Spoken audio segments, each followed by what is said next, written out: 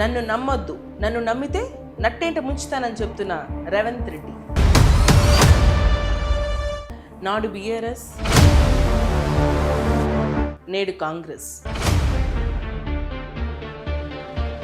ప్రభుత్వాలు మారినా మన రిటైర్మెంట్ ఎంప్లాయీస్ తలరాతలు అనేది మారలేదు, ఇక మీద మారవు కూడా. రిటైర్మెంట్ అయిన ప్రతి ఎంప్లాయీస్ కూడా ఒక పెద్ద మొత్తం మా చేతిలో వస్తుంది, దాంతో మేము ఒక ఇల్లు కట్టించుకోవడమా, లేకపోతే ఫిక్స్డ్ డిపాజిట్ చేసుకోవడమా, లేకపోతే ఆరోగ్య పరంగా ఏవైనా బాగుండకపోతే ట్రీట్మెంట్స్ చేయించుకోవడం, ఆపరేషన్స్ చేయించుకోవడం, ఇంకా ఇతరితర ఆలోచనలు అనేది వాళ్ళు చేయడం జరుగుతుంది.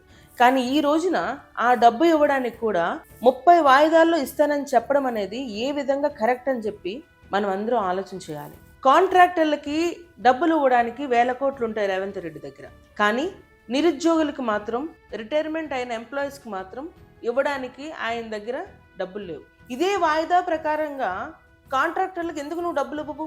కాంట్రాక్టర్లు ఇవ్వకపోతే నీ కమిషన్ నీకు రాదు కాబట్టి. మామూలు సామాన్యమైన జీవితం గడిపే ఎంప్లాయీస్ మాత్రం నువ్వు ఎలా ఇచ్చినా తీసుకోవాలన్నట్టుగా నువ్వు చెప్తున్నావు. రిటైర్మెంట్ ఎంప్లాయీస్కి ఇవ్వాల్సిన గ్రాట్యుటీ, జీపీఎఫ్, కంప్యూటేషన్ ఇలా చాలా బకాయిలు పెట్టి వాళ్ళకి రావాల్సిన డబ్బులు వాళ్ళకి ఇవ్వట్లేదని ఈ రోజున ఒక వృద్ధులు వాళ్ళ ఆరోగ్యరీత్యా అంత మంచిగా లేకపోయినా కూడా, ఆర్థికంగా కూడా అంత బలంగా లేకపోయినా కూడా వాళ్ళు ఈరోజు రోడ్డు మీదకి వచ్చి ధర్నా చేసే పరిస్థితి ఈ గవర్నమెంట్ తీసుకొచ్చింది. ఈ వయసులో ప్రశాంతంగా ఉండాల్సిన వాళ్ళని కూడా నువ్వు రోడ్డు మీద ఎక్కించి వాళ్ళని ఏడిపించడంలో నీ ఉద్దేశం ఏంటి? మనందరి కోసం ఇన్ని సంవత్సరాలు కష్టపడి ప్రభుత్వానికి వాళ్ళు పనిచేశారు. అలాంటి వాళ్ళ మీద నీ కక్ష, వాళ్ళు నీకేం పాపం చేశారని వాళ్ళకి ఇవ్వాల్సిన డబ్బులు ఇచ్చేస్తే వాళ్ళు హ్యాపీగా బతుకుతారు కదా. వాళ్ళకు చాలా బాధ్యతలు ఉంటాయి. వాళ్ళనేమి కోట్లు రూపాయలు ఇమ్మని చెప్పి అడగట్లేదు, వాళ్ళకి రావాల్సిన డబ్బులు ఇమ్మని అడుగుతున్నారు. కోట్లు ఇవ్వడానికి కాంట్రాక్టర్స్ డబ్బులు వచ్చినప్పుడు వాళ్ళకి ఇవ్వడానికి ఎందుకు నీ దగ్గర డబ్బులు లేవు? ఒకప్పుడు నువ్వే చెప్పావు నా దగ్గర 3 లక్షల కోట్లు బడ్జెట్ ఉంది అని, అందులో 1,00,000 కోట్లు మీకు ఇవ్వలేనా అన్నావు. మరి ఈరోజు ఏమైంది? నన్ను నమ్మొద్దు, నన్ను నమ్మితే మోసం చేస్తాను, అది మీ చేతకానితనం అని చెప్పి క్లియర్గా ప్రతి ఒక్కరికి కూడా ఈరోజు రేవంత్ రెడ్డి చెప్తున్నాడు. ఒకప్పుడు బీఆర్ఎస్ పార్టీ హింస పెట్టింది, ఇప్పుడు కాంగ్రెస్ పార్టీ హింస పెడుతుంది. రివర్స్ ఎస్టిమేషన్ పేరుతో కాంట్రాక్టర్లకి డబ్బులు మళ్ళిస్తున్నావు, నిధులన్నీ అటే వెళ్ళిపోతున్నాయి.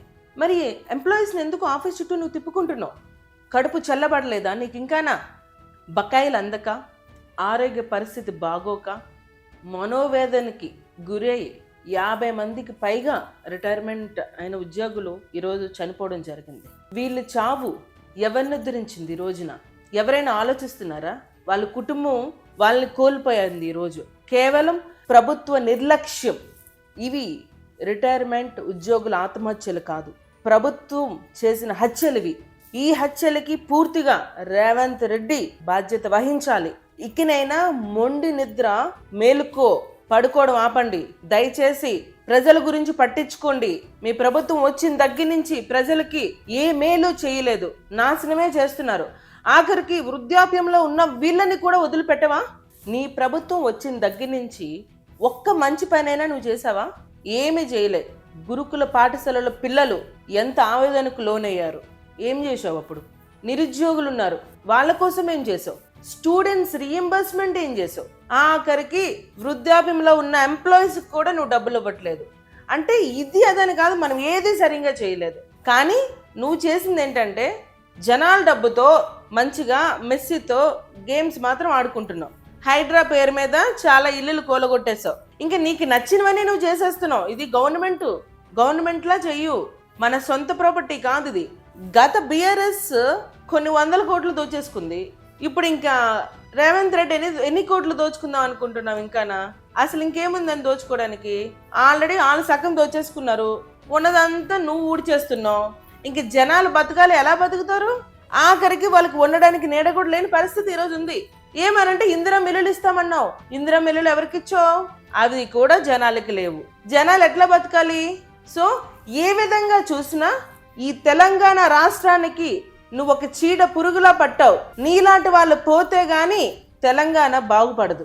10 ఏళ్ల బీఆర్ఎస్ పాలన, 2.5 సంవత్సరాలు కాంగ్రెస్ పాలన చూసిన తర్వాత జనాలు ఖచ్చితంగా బీజేపీ ప్రభుత్వమే 2 పార్టీలకి బుద్ధి చెప్పి మంచి సంక్షేమ పథకాలు బీజేపీ ప్రభుత్వమే ఇస్తుందని నమ్ముతున్నారు. ఈ రోజున మీ అవినీతిని అరికట్టడం కేవలం బీజేపీ ప్రభుత్వానికే సాధ్యమవుతుందని ప్రజలందరూ కూడా ఈరోజు నమ్ముతున్నారు. దయచేసి ప్రతి ఒక్కరు కూడా అర్థం చేసుకొని ఏ ప్రభుత్వానికి ఓటేస్తే మనకి మంచి జరుగుతుందో, మన జీవితం బాగుంటుందో, మన బిడ్డల జీవితం బాగుంటుందో, ఈ సమాజం బాగుంటుందో ఆ ప్రభుత్వానికి మనం ఓటేసి మనం నమ్ముకోవాలి, మనం ఓటేసి మనం ఎన్నుకోవాలి.